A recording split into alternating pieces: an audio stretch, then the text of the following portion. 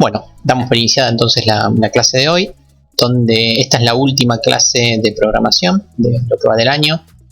Después chequeen un poco el cronograma académico, donde de ahora en más todos los lunes van a ser o exámenes o recuperatorios, o hay una fecha de repaso, que más de repaso va a ser para discutir los exámenes. Por si tienen alguna duda de la corrección, nada, se conectan ese día y lo vemos en el momento. Pero ya no quedarían más clases, esta sería la última.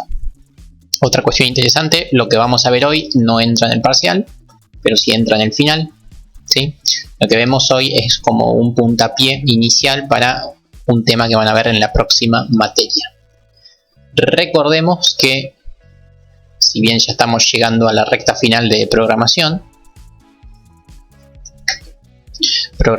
no termina acá, tiene su materia siguiente, ¿no? La materia con la que continuamos con todo lo que estuvimos viendo, que se llama IED, la materia de segundo año, que se llama algoritmo y estructura de datos, de cariño le dicen IED.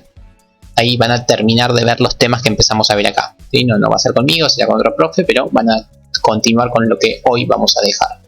Van a retomar desde TDA y desde este tema que vamos a ver hoy.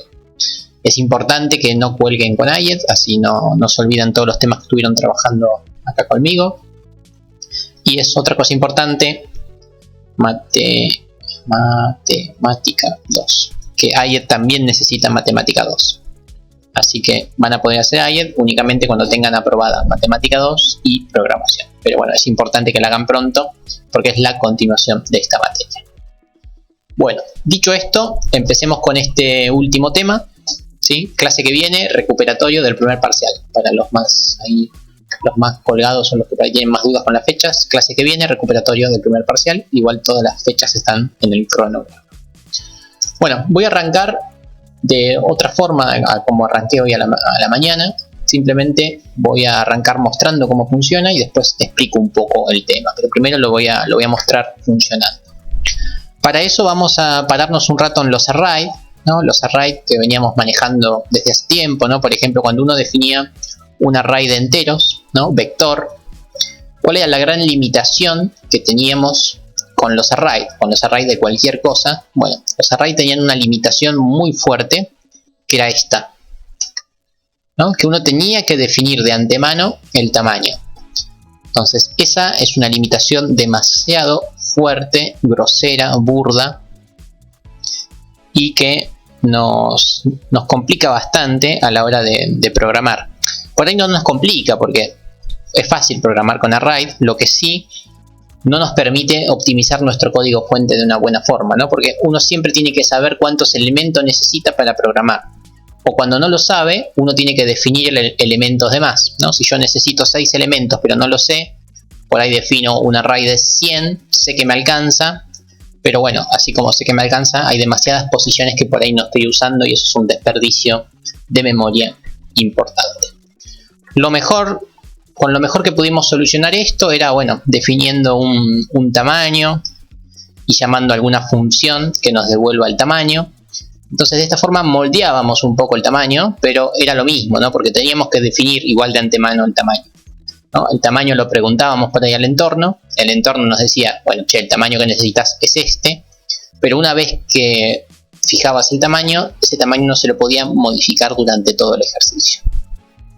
Y la última clase lo que hicimos fue enmascaramos un poco ese tamaño cuando hicimos un array de personas.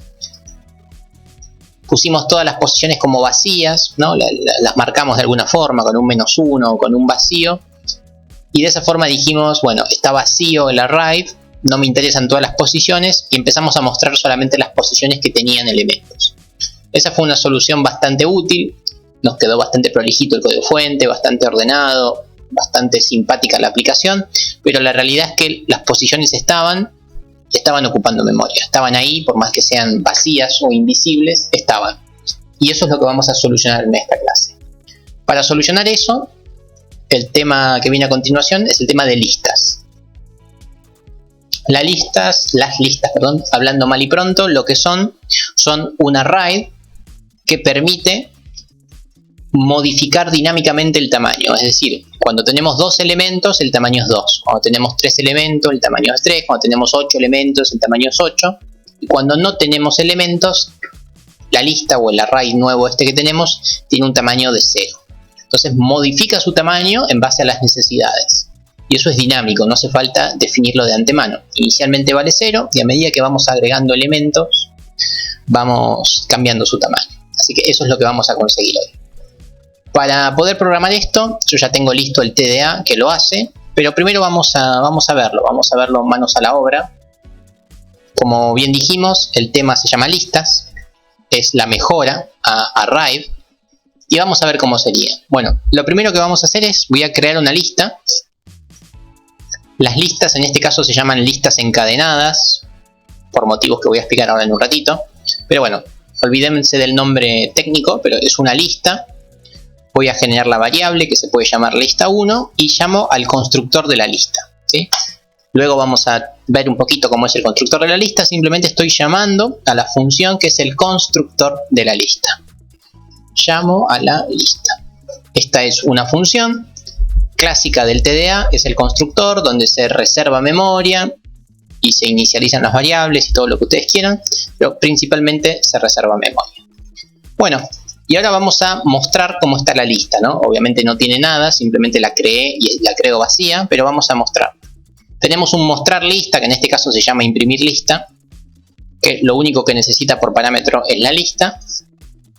Y además voy a hacer un printf, donde voy a mostrar el tamaño de la lista. Para mostrar el tamaño de la lista voy a poner un porcentaje de y voy a llamar a otra de las funciones de nuestro TDA, ¿sí? Que la función se llama obtener tamaño. Obtener tamaño lo que necesita es, bueno, justamente la lista con la que estamos trabajando, y lo que necesita es un puntero donde guardar el tamaño. Entonces, miren, esto por ahí si no lo entienden ahora no importa, voy a hacer un entero tamaño, ¿sí? Acá es donde voy a guardar el tamaño de la lista, ¿sí? El tamaño que me lo va a dar este elemento. No retorna el tamaño, sino que simplemente lo guarda en una variable, así que yo lo que hago es enviarle el tamaño, ¿sí? Este vendría a ser como una función que devuelve el tamaño, pero en vez de hacer return tamaño, lo que hace es lo guarda acá, lo guarda en esta variable local, ¿sí? Esa es una jugarreta que hacen este tipo de funciones. Y ahora voy a mostrar el tamaño. Si no entienden muy bien esto que está acá, ahora después lo profundizamos cuando miremos un poco el TDA, pero ahora sepan que el resultado se guarda en un puntero. Bueno, y dicho esto, vamos a compilar por primera vez, ver que todo funciona y ver cuál es el resultado. Bueno, y ahí lo tenemos, ¿no? Obviamente no hay nada en la lista y la lista tiene un tamaño que vale 0. Así que, bueno, obviamente si no hay nada es lógico que su tamaño valga 0. Hasta ahí vamos, genial. Ahora vamos a agregarle algún elemento a la lista, vamos a ver cómo se hace eso. Bueno, para hacer eso invocamos algunas de las funciones de agregar que tiene nuestra lista. Y bueno, ¿cómo se llaman? Se llaman insertar, ¿sí? Por ejemplo, vamos con esta que tenemos acá. Insertar al inicio, ¿qué es lo que hace? Agarramos la lista y bueno, como su nombre lo indica, inserta un elemento al inicio de la lista. Por ejemplo, voy a insertar el 3. ¿Sí? Inserto el 3 al principio de la lista. Compilo y vamos a ver cómo queda mi resultado. Y ahí lo empezamos a ver, ¿no? La lista o nuestro nuevo array tiene guardado un 3 y su tamaño ya no es más 0. Su tamaño es 1. Su tamaño se alteró porque agregué un elemento. De la misma forma podríamos agregar un par más, ¿sí? Agrego el 5 y agrego el menos 3. Y analicemos un poquito cómo es el funcionamiento de esto. Agrego al inicio el 3, o sea en la primera posición queda el 3. Después agrego al inicio el 5, así que en la primera posición ahora queda el 5. Y agrego al inicio el 88 negativo. Miremos cómo queda la lista. Estoy insertando todo al inicio, así que es como que me va a quedar dada vuelta porque siempre estoy poniendo en la posición 0, ¿sí? Yo puse al 3 en la posición 0. El problema es que después puse al 5 en la posición 0 y vemos como el 13 corre a la posición 1. Y después puse al menos 88 en la posición 0, así que el que estaba en la 0 pasa al 1 y el que estaba en la 1 pasa a la 2. Así que vemos como además de ir insertando, los elementos se van moviendo según como uno guste. Esto es bastante fuerte y útil. Y desde ya que el tamaño se fue modificando. Así como se inserta al principio, tenemos otra función que podría ser insertar. A ver, hacer esto era muy difícil con un array, había que tener muchos cuidados, y ahora vemos que con nuestro TDA de listas es muy sencillo. Vamos a insertar al final el 101 y después insertamos uno más. Vamos a insertar al final en nuestra lista que se llama lista 1. En la lista 1 vamos a insertar, no sé, el 555. Vamos a ver cómo queda nuestra lista. Obviamente va a tener un tamaño de 5 porque tiene 5 elementos. Y vamos viendo cómo justamente anteriormente teníamos esto, insertando al principio. Después inserté al final el 101, este quedó en la última posición. Y después volví a insertar al final el 55, que quedó en la última posición. En este caso la última posición va a ser un 4 porque tenemos tamaño 5. Así que estamos viendo que las listas, este nuevo objeto, es bastante más dinámico y flexible que un array común. Si bien por ahora no lo entendemos muy bien cómo funciona, vemos que el insertar es bastante dinámico, ¿no? Y flexible, como ya dije hace un ratito. Bueno, hasta ahí van siguiendo más o menos cómo es el insertar. O sea, uno mete elementos en la posición que uno desee, al inicio o al final, y el tamaño se va modificando. Algo que era imposible hacer antes. Hasta ahí me siguen con esto, por lo menos con el uso.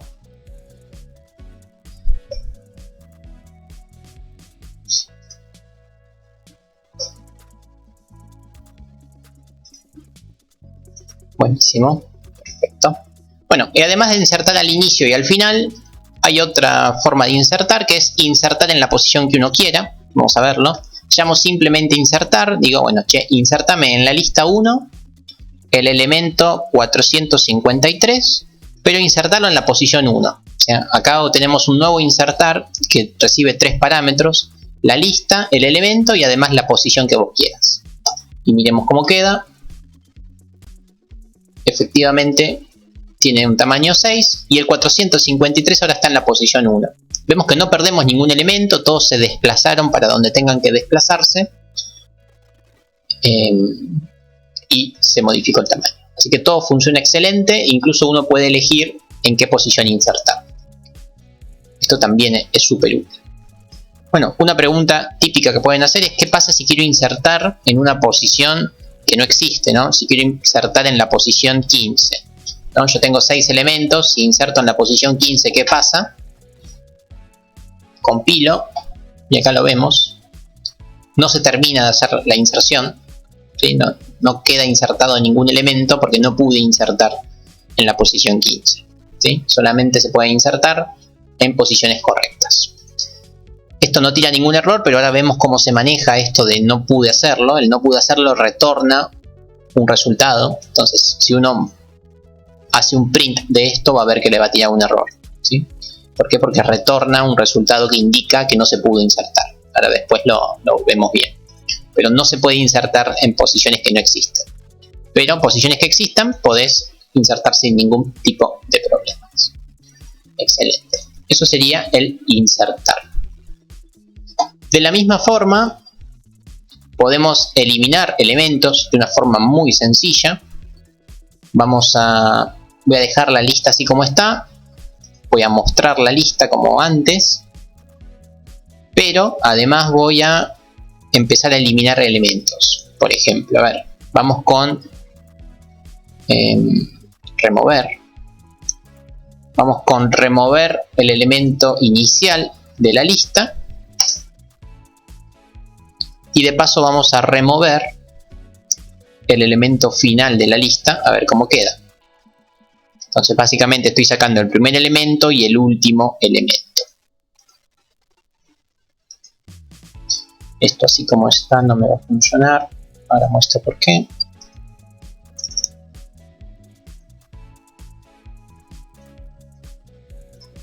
Vamos a mostrar el tamaño y voy a mostrar a la lista. Ahí estamos. Déjenme ver si esto sí funciona, pero creo que no, porque va a faltar un parámetro. Efectivamente falta un parámetro que ahora mismo les digo qué hace. Así como podíamos guardar el tamaño de la lista utilizando obtener tamaño, los remover lo que hacen es eliminan de la lista un elemento y lo guardan en una variable por las dudas, por si lo necesitas más adelante. Así que voy a generar una variable que se llame eliminado. ¿Sí? Acá voy a guardar los elementos que hayan sido eliminados de la lista, por lo menos el último elemento. Entonces, yo cuando elimino del inicio podría guardar el eliminado. ¿Sí? Por las dudas, porque muchas veces uno elimina algo de algún registro y después se arrepiente o no quiere perderlo o quiere volver atrás, necesita tenerlo guardado en algún lugar. Entonces para eso es este puntero al eliminado, para poder recuperar en caso que al eliminar uno se arrepiente. Por ende podríamos mostrar las cosas que vamos eliminando.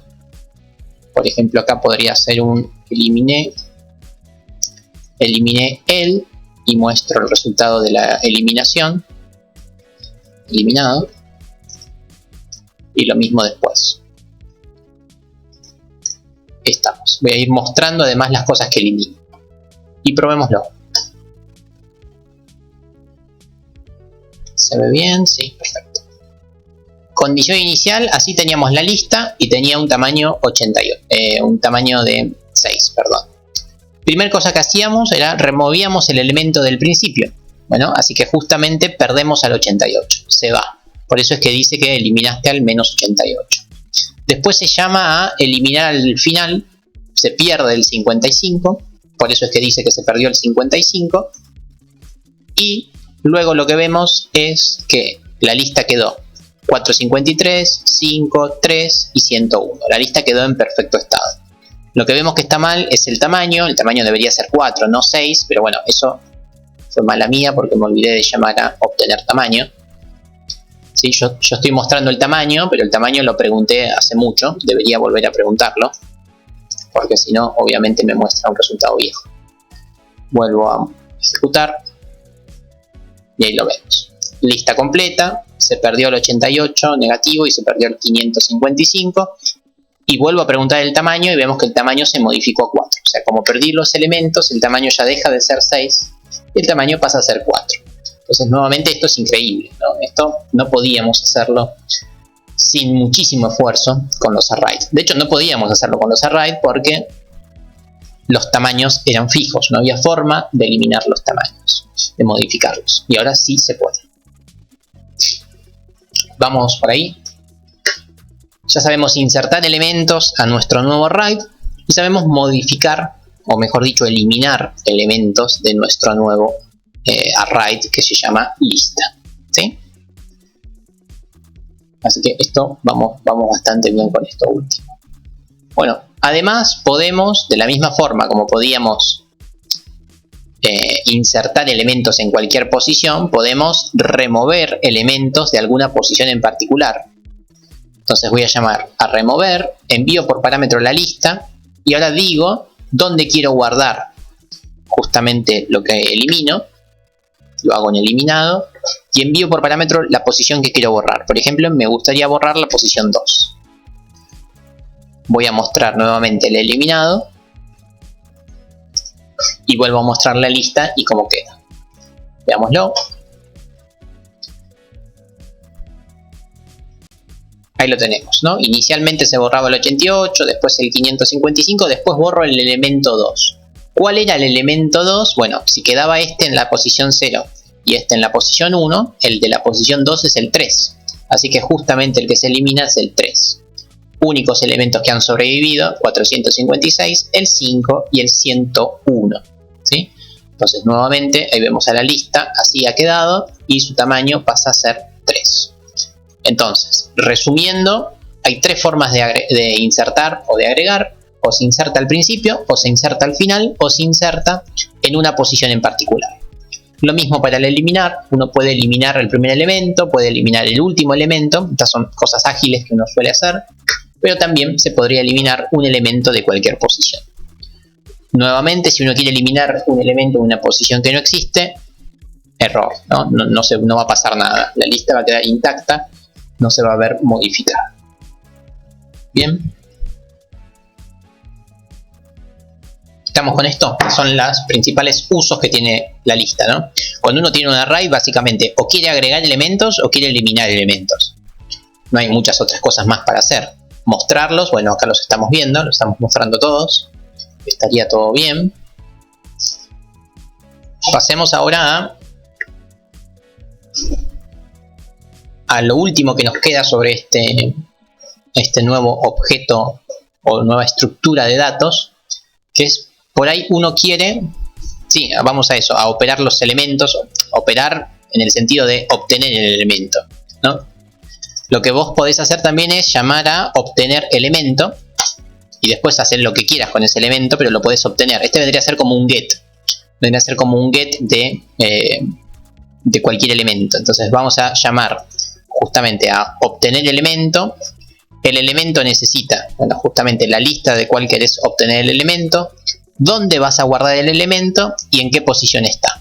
Por ejemplo, voy a agarrar el elemento que está en la posición 1 y lo voy a guardar genero nuevamente una variable que se puede llamar elemento. Entonces guardo en elemento lo que había en la posición 1, ¿no? Desde ya que podría ser lo que hay en cualquier posición, y hago un print para ver cuál es el elemento que tengo. Vamos con esto. Podemos. Vamos así, agarré el elemento, dos puntos, y muestra el elemento que agarramos. Vamos a ver cómo funciona. Estoy agarrando el elemento 1, lo guardo en esta variable que se llama elemento y lo saqué de la lista 1. Y bueno, desde ya que acá lo tenemos, la lista había quedado así, ¿sí? Y estoy agarrando, esto estaría mostrándome mal, vamos a ver qué pasó, acá. El elemento se llama elemento, no eliminado, ahora sí. Vamos otra vez. Estoy agarrando el elemento 1 y lo guardo en elemento. Yo estaba mostrando el eliminado, no estaba mostrando el elemento, eso estaba mal. Ahora sí debería funcionar bien. Estaba guardando la variable incorrecta. Ahora sí, ¿no? Así quedó la lista. Estoy agarrando el elemento 5. Acá tenemos el elemento 5. El elemento 5 está listo para utilizar y para que uno haga lo que quiera hacer, ¿sí? Entonces, estas son las funcionalidades de las listas. Estas son las primitivas de la lista. Es decir, son las funciones básicas que tiene el TDA de lista. Me queda una más, que es la siguiente. Vamos a mostrarla acá. Está vacía. ¿Qué les parece que hace esta vacía? Bueno, nos devuelve un número que nos dice si la lista tiene elementos o si no tiene elementos. Es como una pregunta, ¿no? Está vacía.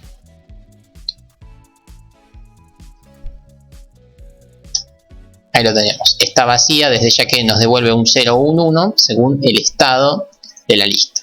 Vamos a verlo. Obviamente no está vacía porque tenemos un montón de elementos. Por eso nos devuelve un 0. Recordemos que el 0 por lo general en C se lo utiliza para la negativa y el 1 para el true. False es 0, true 1 en C. Entonces vemos que justamente la lista no está vacía. Bueno, ahora sí, esas serían todas las primitivas que tenemos en nuestro TDA de lista. Vamos a analizar un poquito cómo es esto del TDA de listas para entenderlo un poco. Bueno, las listas tienen dos grandes estructuras para funcionar, ¿no? Porque uno podría preguntarse cómo es esto de que el tamaño es dinámico, que lo modifico todo el tiempo y nada se rompe. Bueno, esto funciona gracias a lo siguiente. Las listas son básicamente una colección de nodos. ¿Y qué son los nodos? Los nodos son como bolsitas donde uno guarda el elemento, o sea el número en cuestión, uno lo guarda en un nodo y además se guarda un puntero que nos dice cuál es el siguiente elemento. Entonces de esta forma Ya dejamos de tener a los datos guardados en posiciones consecutivas de memoria, en posiciones que ya están fijas de la memoria, posiciones de memoria que fueron reservadas. Ya dejamos de hacer eso, sino que simplemente guardamos un dato en cualquier lugar y después apuntamos a donde tenemos guardado el siguiente dato. Esa es la gran virtud de las listas. Las listas son un conjunto de nodos y en los nodos no se guarda solamente el elemento en cuestión. En los nodos se guarda el elemento de la lista y además el puntero al siguiente nodo.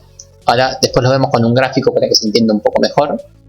Pasemos un rato a ver esto, ¿no? Acá tenemos el constructor, que esto es lo primero que hay que utilizar siempre para reservar memoria para la lista. Bueno, el destructor, que no lo usé, pero bueno, esto elimina la memoria para la lista. Esta vacía, ¿no? Que nos devuelve 0 o 1. Y acá tenemos todas las que usamos. Los insertar, los remover, el obtener tamaño y obtener cualquier elemento. Y además nuestro clásico mostrar, que es un imprimir, ¿sí? Sería el análogo. Pero bueno, vamos a ver un poquito qué es eso de la lista y de los nodos. Vamos a verlo por un instante. Vamos acá, venimos acá a la pizarra y vamos a tratar de verlo. Cuando uno crea la lista, simplemente cuando uno llama a crear lista, la lista obviamente está vacía. Entonces, ¿nuestra lista qué es? Nuestra lista es una estructura que tiene un tamaño que vale 0 en la condición inicial y que tiene un puntero que apunta al primer elemento. Y bueno, ¿cuál es el primer elemento? Ninguno, ¿no? Es un puntero al primer elemento, pero no hay ningún elemento, así que es un puntero que apunta a un 0 o a un null, como está definido en el programa. Entonces, cuando la lista está totalmente vacía, lo único que tenemos es que el tamaño vale 0 y que el puntero apunta al 0, no apunta a ningún lado. Cuando uno inserta un elemento, por ejemplo, cuando insertamos el 1, vamos a ver qué es lo que pasa. Insertamos el 10, para que no parezca que es el primero. Bueno, acá vemos que la lista pasa a tener un tamaño de 1, ¿sí? Porque insertamos un elemento, y ahora el puntero de la lista ya no apunta más al 0. El puntero apunta a algún lugar en particular, y ese lugar en particular es nuestro primer nodo. ¿Y en el nodo qué se guarda? Bueno, en el nodo se guarda el dato, o sea el 10, ¿sí? Este sería el dato o el ítem. Pero además de guardar el 10, se guarda un puntero al próximo o al siguiente. O sea, además se guarda dónde está guardado el próximo dato. En este caso, como no hay ningún próximo dato, este es un puntero que apunta al 0. Entonces, cuando vemos un puntero que apunta al 0, quiere decir o que es el último elemento, o en su defecto, que la lista ni siquiera se había creado. Entonces, eso quiere decir un puntero que apunta al 0. Después, por ejemplo, podríamos insertar. Vamos a insertar otro número, podemos insertar el -3. Vamos a ver cómo queda. La lista pasa a tener un tamaño de 2. El puntero sigue apuntando al mismo primer nodo, no hubo cambios. Apunta al primer nodo, donde teníamos un 10 y ese era nuestro primer ítem. Déjame escribir ítem, bueno, acá dice ítem.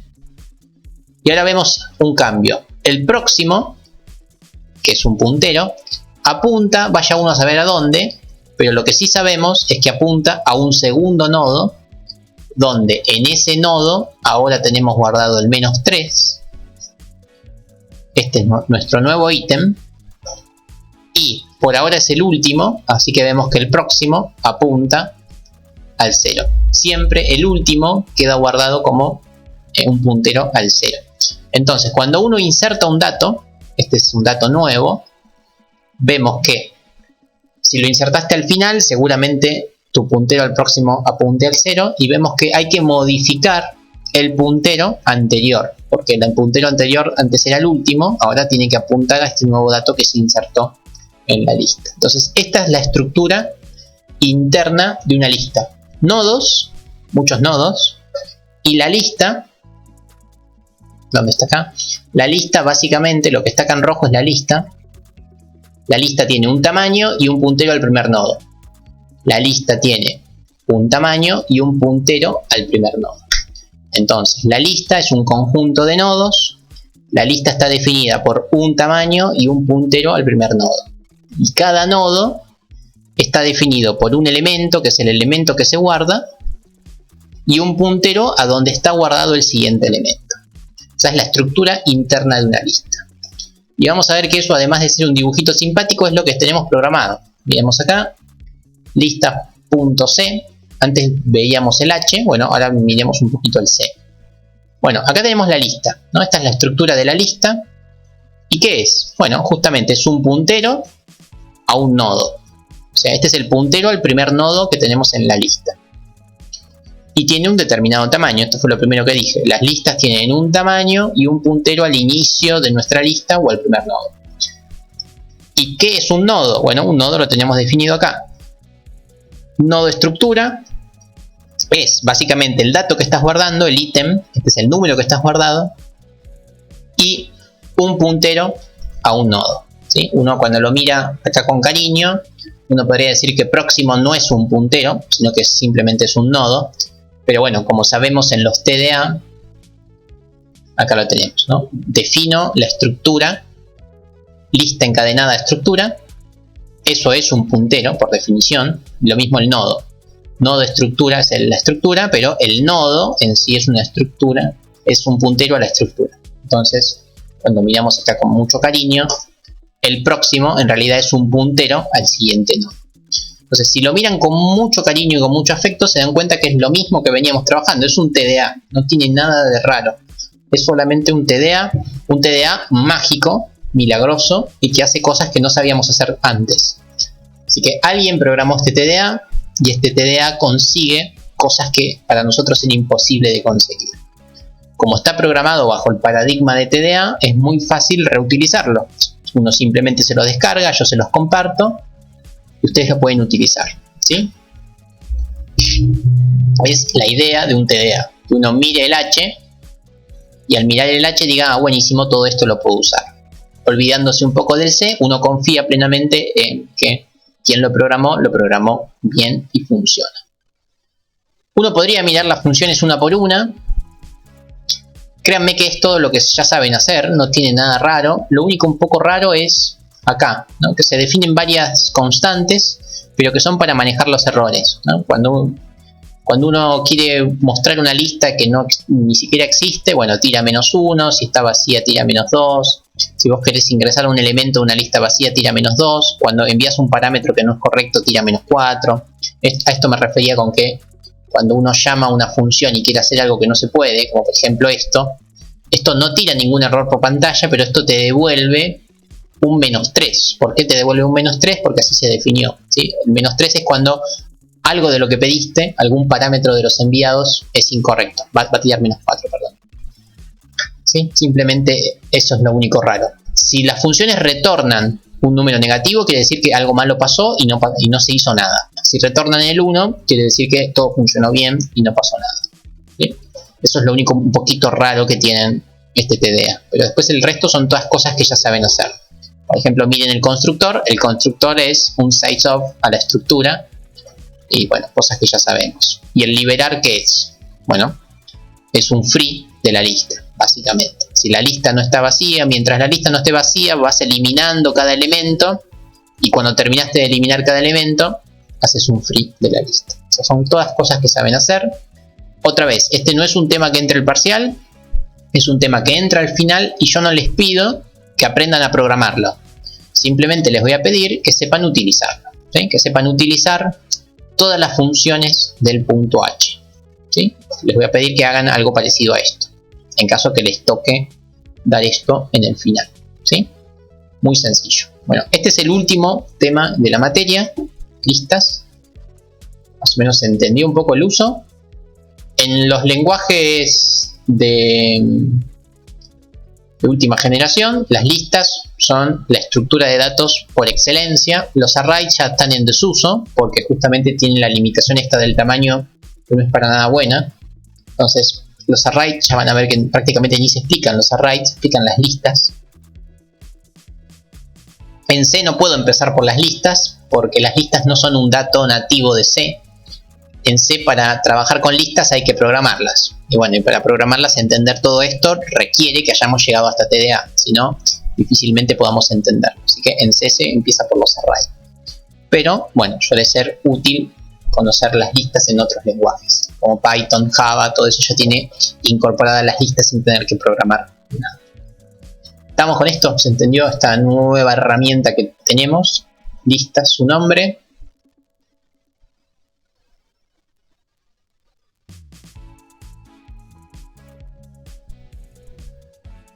¿Todo bien con esto? Perfecto. Y bueno, lo último, como para cerrar un poco la materia, es decir que las listas no son la última estructura de datos que nos interesa, sino que hay otras dos más que son casos particulares de la lista. Vamos a verlo acá. Supongamos, a ver, yo siempre hago este dibujito. Supongamos que estamos yendo al banco, ¿no?, a retirar plata. ¿Sí? Y acá estamos. Acá hay una lista de personas esperando para entrar al banco a sacar plata, ¿no? Obviamente. ¿Sí? Son todos los que están esperando para entrar al banco. Sale acá un muchachito. Sale un muchacho del banco con su bolso de plata. Bueno, ¿cuál es el que entra al banco, ¿no?, de la lista de elementos? El que va a entrar al banco va a ser el primero, ¿sí? Porque si entra el segundo, el primero se enoja. Si entra el tercero, se enojan los otros dos. Así que vemos que muchas veces cuando uno trabaja con conjunto de datos, el orden en el que uno elimina los elementos e incluso el orden en el que uno ingresa los elementos, supongamos que viene una señorita al banco. Bueno, la señorita, a menos que esté con muletas o con algún problema de movimiento, va a tener que ponerse en la última posición, ¿sí? ¿Por qué? Porque si simplemente se pone acá, la van a mirar mal y todos nos vamos a enojar un poco. Entonces, cuando uno inserta elementos en estos determinados problemas, como podría ser el problema de un banco, ¿qué vemos? Bueno, tienen que arreglar un poquito el dibujo. Vemos que los insertar no siempre pueden ser en cualquier posición, porque si uno programa en cualquier posición va a haber problemas, ¿no? Imagínense ustedes cuando entran al guaraní. Bueno, ingresan al guaraní, tienen que hacer una cola de espera para que se vayan algunos, se deslogueen algunos y después ingresan. Pero bueno, la cola de espera hay que hacerlo en el orden que fueron ingresando ustedes al sistema, no van a entrar de forma aleatoria al guaraní, ¿no? La espera tiene un sentido. Entonces vemos que el insertar se hace siempre al final. Muchas veces el insertar se hace al final. Y el remover no se remueve al segundo elemento, ni al tercero, ni al último. Yo no elijo al tanteo quién quiero que entre al banco. O sea, el remover y el obtener, no puedo recorrer la lista y agarrar a cualquiera para removerlo o para obtenerlo. El remover y el obtener se lo hace con el primer elemento. Es decir, el primer elemento que llegó a la lista es el primero que se va, o sea, el primero que va al banco.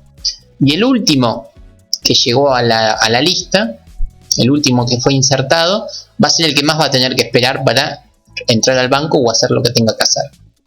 Este tipo de estructuras se les llaman colas, ¿no? Así como en la vida cotidiana hay un tipo particular de lista que se llama cola, que las colas son justamente esto, un caso particular de lista donde los insertar se hacen solamente al final de la lista y los remover y los obtener se hacen solamente al principio de la lista. Yo no puedo acceder al elemento 2, al elemento 3 o a ningún otro elemento que no sea el primero. Solamente puedo acceder al primer elemento. Y cada vez que agrego elementos, solamente los puedo agregar al final. ¿Sí? Esto es una estructura de datos muy útil que agiliza muchísimo el uso de memoria y evita problemas de todo tipo, como por ejemplo con el sistema guaraní, ¿no? Si no se torna caótico el manejo de los datos, ¿sí? Que podrían ser enteros o podrían ser cualquier otra cosa. Y de la misma forma tenemos el ejemplo contrario. Acá también siempre hago el mismo dibujito. Vamos a verlo.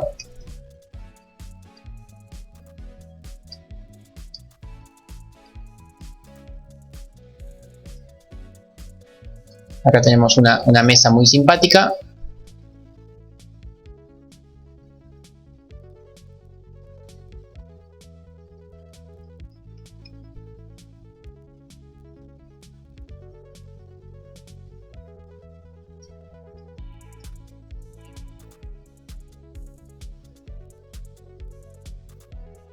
Bueno, ¿qué hay en la mesa? Creo que no se nota, pero bueno, en la mesa hay libros, ¿no? Hay muchos libros en la mesa.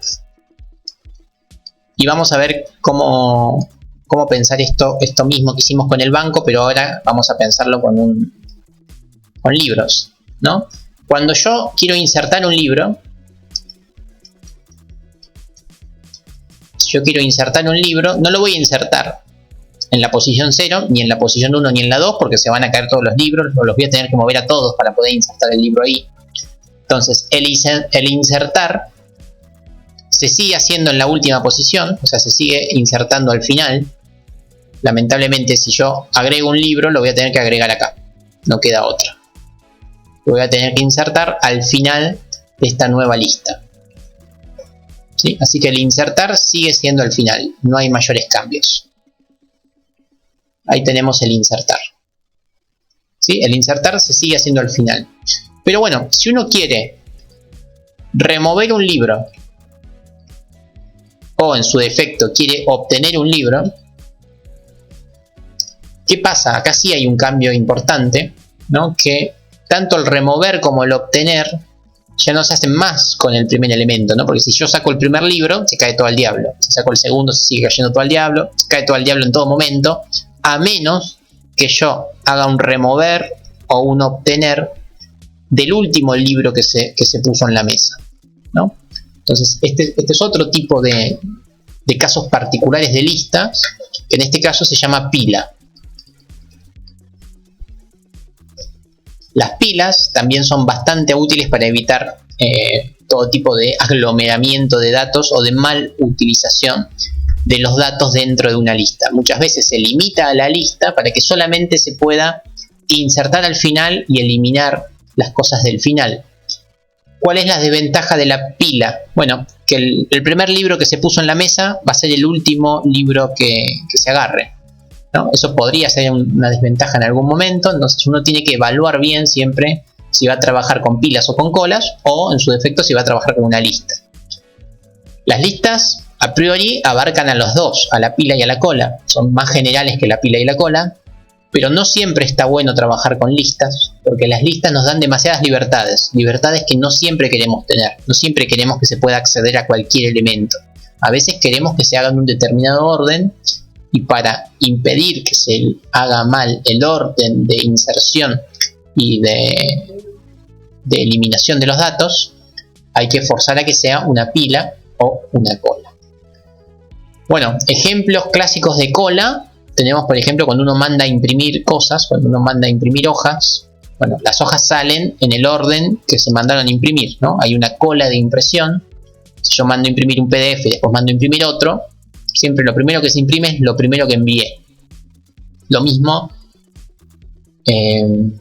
lo contrario, mejor dicho, una pila. Acá en sistemas, un ejemplo claro de la pila podría ser, por ejemplo, cuando el sistema operativo tiene que resolver abrir varios programas, ¿no? Supongamos que yo abro ahora el Windows Update, ¿no? Trato de actualizar Windows. Bueno, ese es un proceso que fue el primero que abrí. Abrí el Windows, el actualizador de Windows, lo abro. Y esto por ahí tarda 2 horas, ¿no? En actualizarse Windows. Si yo ahora, después de esto, abro el Paint, yo no voy a tener que esperar 2 horas para que se abra el Paint, ¿no? El Paint se va a abrir automáticamente. ¿Por qué? Porque Windows, si bien no es exactamente igual, pero Windows trata de resolver las peticiones por medio de una pila. O sea, vos lo último que le mandaste, trata de resolverlo pronto, ¿sí? Si después le vuelvo a mandar algo y todavía no abrió el Paint, le mando el Word, che, abrite el Word. Bueno, trata de abrirme el Word enseguida. O sea, trata de eliminar los problemas ni bien llegan. O sea, hace un trabajo parecido al de las pilas, ¿sí? Entonces ahí es un ejemplo también bastante ilustrativo de esto. No siempre vale la pena eliminar a los problemas en el orden que llegan. A veces es mejor que ni bien llegan, se eliminen, por más que haya otros problemas previos que todavía no fueron solucionados. En ese caso, la pila es lo que conviene utilizar, ¿sí? Entonces, la única diferencia entre las pilas y las colas con las listas es los insertar y los eliminar. Nada más. Después son exactamente iguales. Esto también podría entrar en el final, pero alguna pregunta así muy sencilla. Le podría decir cuál es la diferencia entre una pila y una cola, la diferencia entre una lista y una cola, en qué momento se usaría una cola, en qué momento se usaría una pila, y no mucho más. Y si les toca hacer algo con listas, bueno, algún uso sencillo como el que hicimos hoy acá en la clase. Bien. Bueno, dicho esto, yo les voy a subir al campus el TDA de listas. En la guía van a tener justamente también el TDA de pilas y de colas por si lo quieren, pero no hace falta, va a ser más que nada teórico todo eso. Y van a tener incluso un ejemplo donde, además de enlistar, ¿no? Porque uno está enlistando, yo acá estoy enlistando siempre números enteros. ¿Qué pasa si yo quiero hacer una lista de números flotantes en vez de números enteros? Lo único que hay que modificar de esto, porque es un TDA muy bien hecho, solamente tendríamos que modificar esto. Si yo quiero hacer una lista de float, ponemos que el ítem de cada nodo va a ser un float. Entonces cada vez que enviemos un ítem, a ver dónde envío un ítem, acá, el ítem va a ser un float en vez de un entero. Va a ser el único cambio que van a tener que hacer si uno quiere enlistar otra cosa que no sea un entero. Y si uno quiere enlistar personas, lo único que hay que hacer es decir, bueno, che, mis ítems son personas. Entonces uno envía por parámetro la persona. Solamente modificando eso van a ver que todo funciona excelente. O sea, la lista sigue funcionando igual por más que estemos enlistando otra cosa que no sean números enteros. Es que es muy sencillo utilizar. Además, para que no hagan ese cambio, bueno, ya está subido en el material digital, tienen subido una lista de personas. ¿Sí? Creo que era una lista de personas que llega a un mercado, donde justamente lo que cambié es esto, están enlistadas personas. Bien. Bueno, no tengo mucho más que decir, con esto terminaríamos la materia. Traté de que quede lo más breve posible para todos los que vayan a mirar o estén mirando ahora la grabación. Con esto terminamos la materia. Próximas clases, recuerden, recuperatorios. Próxima clase es el recuperatorio de matemática 1, iba a decir, del parcial 1. Obviamente si les va mal en el recuperatorio del parcial 1, desaprueban la materia porque es la última instancia para recuperar dicho examen, pero seguramente les va a ir bien. Y después tenemos el segundo parcial de la materia y después el recuperatorio del segundo parcial, ¿sí? Vayan chequeando bien todas esas. A ver, creo que lo tengo acá. Sí, acá está el cronograma. Próxima clase, el 18, recuperatorio del primer parcial. 25 no hay examen, pero tenemos un repaso, donde el repaso es más que nada para que se saquen las dudas de en qué cosa les fue mal en el recuperatorio, o si alguno tiene alguna consulta para el segundo parcial, nada, se conecta también y me pregunta. 1 de noviembre, segundo parcial, repaso, justamente para que se saquen las dudas de qué cosa les fue mal en el segundo parcial. 15 de noviembre es el recuperatorio del segundo parcial, y con eso ahí sí terminamos la materia, ¿sí? Pero clases propiamente dichas, obligatorias si quieren, entre comillas, con temas nuevos, hoy ha sido la última. Así que hemos llegado al final de la materia. Todo bien, todo tranquilo, se entendió esto último, muy relajada la última clase, bastante sencilla, pero un tema importante que por lo menos conozcan a nivel conceptual para próximas materias que vienen, donde van a utilizar bastante todo esto. No sé si hay alguna consulta, duda, sugerencia. Obviamente después me pueden preguntar cualquier cosa ahí por mail, por WhatsApp o por donde deseen. pero hasta aquí llegaría.